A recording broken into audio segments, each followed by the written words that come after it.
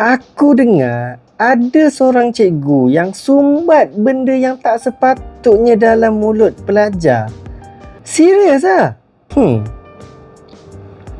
Masa aku kecil-kecil dulu, tak adalah kecil sangat, waktu aku sekolah menengah dulu, dekat tempat yang sama aku sekolah rendah, antara hukuman yang paling teruk yang aku pernah kena adalah kena bayar duit sebab aku tak buat kerja sekolah. Tapi benda tu end up dekat dalam kita orang punya duit kelas juga, yang mana duit kelas tu kita akan gunakan untuk jamuan dan sebagainya. Dan ada juga hukuman yang aku kena rotan dengan pembaris besi. Paling teruk pun merah-merah je lah tangan aku.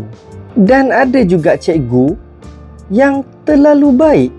Kita orang bising dalam kelas, tak buat kerja sekolah, masuk kelas lambat, dia senyum je. Aku rasa macam kesian pula dengan cikgu tu. Takut dia diambil kesempatan ke apa kan. Kesimpulan dia, cikgu yang garang, cikgu yang tak garang, kedua-duanya nak kita jadi orang yang bijak dan berjaya. Tapi ada line, batasan yang tak boleh nak direntas, tak boleh nak dilanggar. Cikgu tak boleh nak hukum pelajar terlalu melebih-lebih sampaikan nak buat benda-benda yang brutal. Dan juga cikgu tak boleh nak abaikan pelajar, takut nanti dia orang jadi besar kepala, buat benda sesuka hati.